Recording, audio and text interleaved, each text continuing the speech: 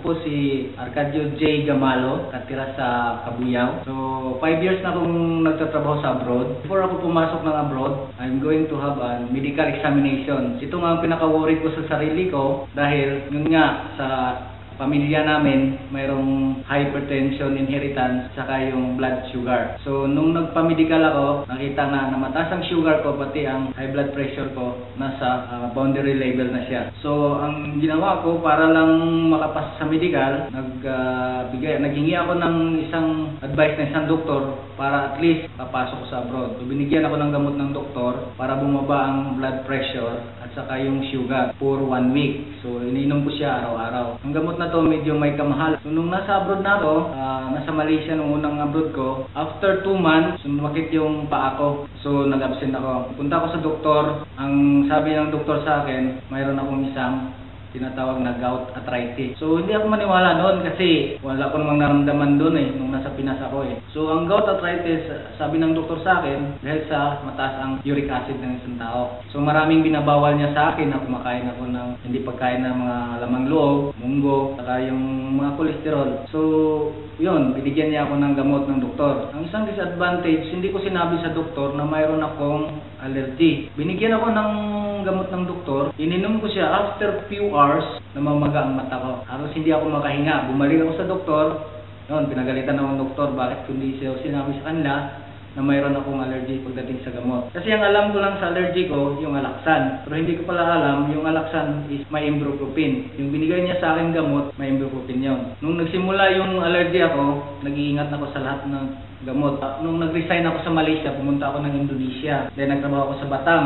Nung nagtrabaho ako sa Batam, after a few weeks, sumakit na naman ang paa ko. So pumunta ulit ako sa doktor. So ang sabi ng doktor sa akin, yung may bali daw. So hindi ako maniwalang bali kasi yung sinabi ko nga, mayroon akong gout arthritis. Doon pa lang sa Malaysia nakikita na yung sinabi na sa akin yon. So ilang gamot ang ina-apply ko, nawawala siya for how many months. Ang problema, pag kumain ako ng bawal sa akin, hindi mo naman tagal maiwasan kasi ang sasarap ng mga pagkain na bawal sa'yo. After how many minutes or how many hours, sasakit na kagad. So kailangan ko uminom ng gamot.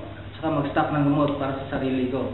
Lumipat na naman ako ng Singapore. After na lumipat ako ng Singapore, bumalik na naman yung sakit ko sa arthritis. At the same time, ang blood pressure ko tumataas rin. So sa blood pressure, tumataas minsan ang tao, pressure sa trabaho. So pag kumain ng mga nakakataas ng dugo na pagkain, so halos lahat iniwasan ko. Umuwi ako ng Pinas. Nung nasa Pinas ako, ang dami kong gamot na in-stock sa bahay. Dahil sa sakit ko na arthritis, yung sugar ko medyo tumaas na at saka yung high blood pressure. So after how many months, nasa Pinas ako, tinawagan ako ng isang Pilipino na nagtatrabaho sa Indonesia.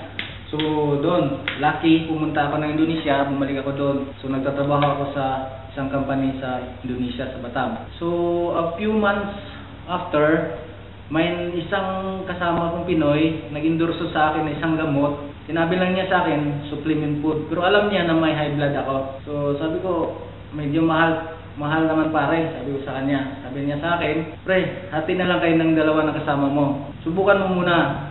Sabi ko, sige pre, subukan ko. So binigyan ako niya ng 15 pieces. So yung 15 piraso na yon, ininom ko siya within 1 week kasi twice a day ako uminom. So ang blood pressure ko before ako uminom, ang taas. Nasa 170/100. Hindi bumababa ang over niya ng 100. Nung ininom ko yung gamot na binigay sa akin, ito nga, yung complete. So itong complete na to, nung uminom ako dito, after 2 days, uminom ako lang after 2 days. Iba ang pakiramdam na naramdaman ko. Hindi ako tamlayin, masigla ako sa trabaho.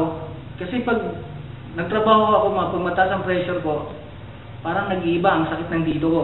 Tapos, parang madali akong tinatablan ng sakit, sinisipon. Nung ininom ko to, 2 araw lang, ibig sabihin 4 na tablet, nawala at bigla lang akong nawala yung sakit ko at nabigla ako, bakit ganito ang naramdaman ko. So kinontinuous ko yung gamot, so ang ganda ng result. So hanggang ngayon, ang lakas kong pagdating sa trabaho, ganadong-ganado ako, pagbangon ko sa umaga, hindi masakit ang katawan. Ang iniisip ko, pag naging supplement ko tong gamot na to, paano ako makakamura? So, nung time na yon, nagkaroon ng OPP sa akin yung isang kasama ko, si Bong Cornelio. Kumain lang kami doon ng tanghalian sa loob ng kampanya. Sinabi ni Dino sa akin, umatin ka ng OPP. Please maintindihan mo kung ano ang business nitong gamot na to.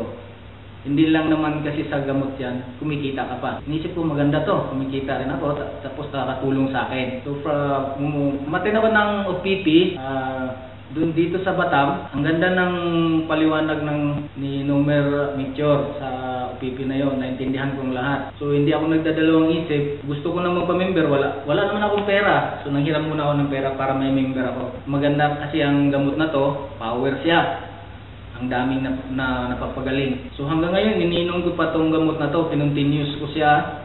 Dahil dito sa gamot na to, kaya siya tinatawag na kumpleto siya sa lahat ng vitamin. So hindi ko na sabihin sa iyo ang detalye sa gamot na to. Siguro pag makita niyo yung Facebook ng EM Global o sa website ng EM Global, ang dami ninyong makikita doon na mga testimony. Napaka-power ang EM Global ngayon. So hindi lang siya sa Pilipinas, naging international siya ngayon. So sinishare ko na rin sa parents ko doon sa Bohol dahil yung parents ko nga, mama at papa ko, mayroon din siyang high blood. So last week nga, dadala ng airpod ko lang doon sa ospital. So ang ginawa ko, nagpadala ko ng 3 box, pinainom ko sa kanya with every 3 hours. So pati sa biyenan ko sa Batangas, nagbigay rin ako ng 1 box. Minom ang biyenan ko sa Batangas twice a day. So nung tinanong ko siya, yung misis ko, sabi ng misis ko, nag-ibang pakiramdam niya na hindi na siya tamlayin pagdating sa umaga at sa gabi, pero twice umiinom siya. So napakaganda ang EM Global. Iniinggan niyo kayo lahat. Subukan ninyo. Kung sino man sa inyo, sa mga anak, kapatid, mga magulang na may sakit, subukan ninyo ang complete.